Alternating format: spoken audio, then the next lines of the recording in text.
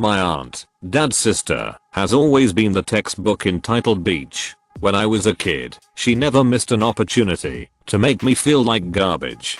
From thinly veiled insults to outright verbal and emotional abuse, she threw what she could at me in an attempt to break me. Of course, the disgust she felt for me and the faults she found in my dad's parenting never stopped her from mooching stuff off of him or asking him for favors without ever giving anything in return.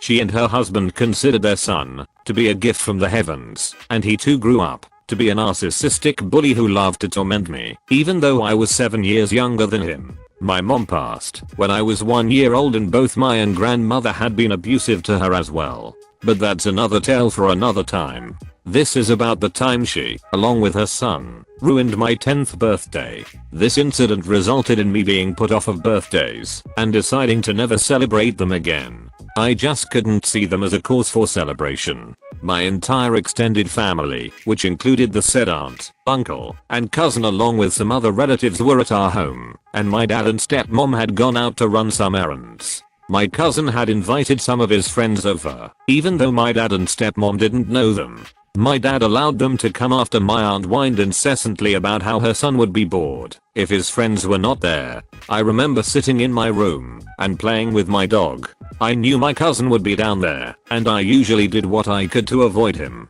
At that time I suffered from a pretty bad stutter, and when I was upset or angry, it only got worse. This is something my cousin loved to make fun of, and of course, my birthday would be no different. He demanded that I come downstairs to talk to his friends. When I refused, his mother told me to stop being rude and do as I was told. I was a powerless kid, so I really had no other choice. I went down to the living room and my cousin introduced me to his buddies in his usual condescending way as the birthday girl. He handed me a novel and told me to read out loud. I tried to read properly, but failed. I was surrounded with judgmental stares, and it made me nervous. I stuttered, which is exactly what my cousin was hoping for. He and his friends began to snicker. I got angry and stopped reading. Cousin called me a freak. His friends looked at me as though I was on display at a zoo exhibit. I wanted to prove them wrong, that I wasn't a freak, that I could read. I tried reading again. This time, on account of me being angry, the stutter was much worse. My cousin decided to mock my stutter and all but one of his friends roared with laughter. The one that didn't actually noticed my tears and told the other to knock it off. He asked if I was okay. My cousin told him not to bother, it's just a joke, and that I was just an oversensitive baby. My rage was boiling over, and I threw the book at my cousin's face and stomped out. My aunt had seen what had happened and decided to pull me by my hair and drag me back to the living room. She told me to apologize to my cousin. I refused. She told me I needed to be taught a lesson for being a brat. I tried to tell her what had happened. She chuckled and said, "So what? He's your cousin and her older than you. You need to respect him. Now apologize." I refused again, this time with a no. "I hate you. I hate all of you." All the while crying and shaking with anger. This didn't sit well with aunt, and she slapped me before asking me why I didn't just die in the womb. She told me I was a troublemaker just like my mother had been, that she knew the day I was born that there was something wrong with me, that an evil beach like my mother couldn't possibly produce a normal kid. This was it. I balled up my fist and connected it to my aunt's face. I punched that beach so hard, I busted her lip. By now, all the other relatives had heard the commotion and had gathered in the living room. The moment my fist connected with my aunt is when my dad and stepmom walked in through the front door. The aunt started fake crying. She berated my father for not raising me right and went on and on about how I was a violent, ill-mannered brat etc etc. The other relatives too expressed their disappointment in me. My dad asked me what the hell I thought I was doing. I tried to tell him what my cousin had done and what my aunt had said about my mother. Unfortunately, my stutter reared its ugly head again and all that came out of my mouth was gibberish. My tears were flowing again. In the meantime, my cousin had decided to take all his friends and bail. I was punished for my beastly conduct. My birthday celebration was cancelled. My dad called my friends and asked them not to come over. I didn't cut any cake. The presents I was to receive from my parents were stocked away. I was banished to my room and stayed there for the rest of the day. I ate lunch and dinner alone. The next morning, no one spoke to me. I was given my breakfast platter which I ate in my room. That afternoon, my cousin's friend, the one who had told them to stop bullying me, came over. He told my dad what my cousin had done and what my aunt had said. My dad sat me down and apologized to me, but added that it was still wrong of me to punch my aunt. I just sat there silently. I was emotionally numb. My dad kept telling me he loved me and that he was sorry. I just coldly stated at him. My stepmom suggested a belated birthday celebration. I refused.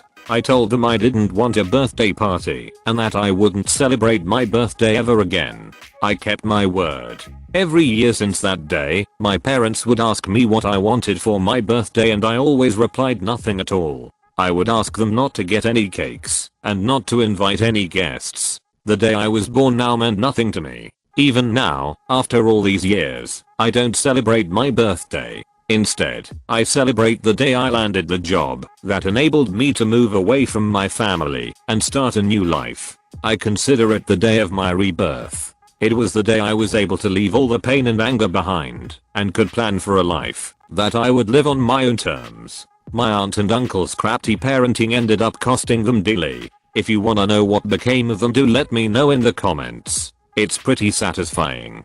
Thank you for reading. First of all, it is long and a horrible story, so apologies in advance. Second, English is not my first language, so pardon any mistake I may make. This happened in August 2017 and involves two lengthy lawsuits, one of which lasted 1.5 years and another for almost 2 years. I'm not directly involved in it, as it happened to my sister-in-law. Back in 2017, my sister-in-law, Sil for short, was in her final year for nursing school. She was required to intern as trainee nurse for 6 months. She chose to join a private school for her internship. It was one of those international private schools where kids of ultra-rich parents go. Part 1. The incident. 15th of August is India's Independence Day, and there was a celebration in the school. It was your usual flag ceremony with flag march by students and student band, some plays by student depicting events of freedom movement, some cultural exhibition put together by each class, food and game stalls by teacher, etc. At the end of the day, top 3 class performances, plays and cultural exhibition, were awarded, and select students were given certificate of excellence for outstanding performances. Everything was going normal in the beginning, but a student collapsed during the parade, so he was brought in the doctor's office. Doctor checked him and found that he was running moderate fever. He was also slightly dehydrated, so the doctor gave him some medicines, asked my Sil to give him a glass of glucose water. He scolded the kid for participating in the parade while in fever and wrote him a note excusing him from any further activity. He then asked the kid if his parents were present, and the kid said that his mother was there. So doctor told him he could go home if he wanted, or he could sit in shade with his mother to watch the rest of the ceremony. The kid asked if he could just stay there and rest for a while, so the doctor said that he could use one of the beds to take a nap. Since there was nothing else to do in the office, the doctor excused himself to go and have something to eat from the stalls, leaving my Sil and the janitor in the office. Hardly 5 minutes later, the mother, M, marched in the office and went directly to check on her child. My Sil tried to tell her that the kid was running a fever and taking a nap, but M ignored her. She shook the kid and asked him how was he feeling. The kid said, "Fine." M said, "Good. Now get up. You gotta get ready for your play, sweetie. Everyone else is already dressed up." My Sil again tried to explain. He is running a fever. He wants to rest. M replied, "Oh, it's fine. He is fine. Aren't you, sweetie?" The kid just looked at my Sil. Sil said, "The doctor has excused him from other activities. It would be better if you just take him home and let him rest." M said, "It is just a play. I'm sure my sweetie can handle it. He is a tough man. Isn't that right, sweetie?" Sil tried again. It would be better for him to just rest. He is still under fever.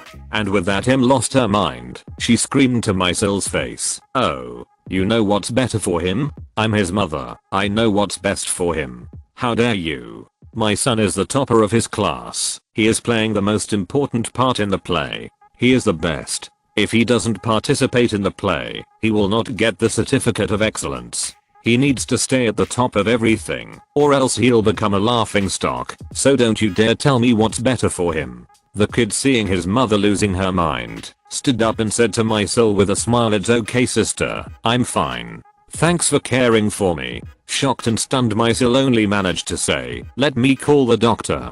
M retorted, "I come from a family of doctors. My father is the director of a well-known private hospital. You people aren't even qualified enough to work in a hospital." Huff. She grabbed the arm of her child and marched away. Mysil called the doctor, who said, "Well, it's a child. What can we do? We did our part." About an hour later, the same kid was rushed in again, as he again collapsed during the play. The doctor checked on him, gave him an injection, and asked him to be transferred to a hospital immediately as the kid was unconscious and not responding. An ambulance was called, and kid was taken to the hospital. The day ended without any other incident. 2 days later, the school learned that the kid passed away in the hospital. Mysil was distraught upon hearing the news. She kept crying for the rest of the day. She kept saying how it was her fault, and how she could have prevented it if she stood her ground. How the kid smiled at her and thanked her for caring for him. We told her that it wasn't her fault and consoled her to the best of our abilities. Even her professor from nursing school came and tried to make her feel better. About a week later, she was informed that the school was opening an inquiry and a board of inquiry will look into the matter and that she will be called for interview. The doctor assured her that it was just a formality for school to cover all the bases and she didn't need to worry about it. In her interview, she stated everything that happened. She was then asked why she felt it was her fault, as she said so to the class teacher of the kid in her crying fit. She explained that at the time she was overwhelmed by emotions and thought she could have done things differently. She was asked if there was anyone who will corroborate her story and she named the janitor who was present in the office at the time. She was then informed that she was placed under suspension until the inquiry concludes. When she went back to collect her things from the office, doctor once again assured her that there was nothing to worry about. He will make sure that no harm will come to her. Few days later, she received a letter from the school that they concluded the investigation and found her guilty of negligence, and thus her contract was terminated. She called the school supervisor, who informed her that her story did not match the story told by the doctor and the janitor. Thus there was nothing that can be done. Termination of contract meant that she couldn't complete her final term on time, so she put the application for extension to the nursing school. She thought it was over, but boy were we in for a bomb dropped on us. Part 2. The legal trouble. A few days later, two cops knocked on the door of my father-in-law and asked to speak to Mysil. They informed them that the family of the kid filed an first incident report against Mysil. They accused her to cause the death of the kid. They asked if they can question her, but my father-in-law denied and told them they can only question her in the presence of a lawyer. So the cop asked her to come to police station the next day for the questioning. We got the lawyer immediately, who had first called the cops and asked for a later date to be set for the question. Then he told us to get an anticipatory bail ASAP in case police decides to arrest her, so we did. In the questioning, the lawyer talked for the most part. He provided them with the written statement of Mysil. The police asked their questions and directed Mysil to not leave the state without informing them first, etc, etc. Few more days go by and she received a summons from the court as the state decided to try her for the crime. The lawyer suggested to track down and speak to the janitor, as he was the only witness in the otherwise she said case. And so we did. The janitor was reluctant to talk at first, but after Mysil begged him, he told us that the doctor told him that if he told the truth, he will be admitting to the same mistake that nurse did and will be fired for sure, and the only way to save himself was to tell the story that doctor was telling him. The story doctor told to the school's board of inquiry was that doctor had the kid under observation with the strict instruction that he would not be released under any circumstance,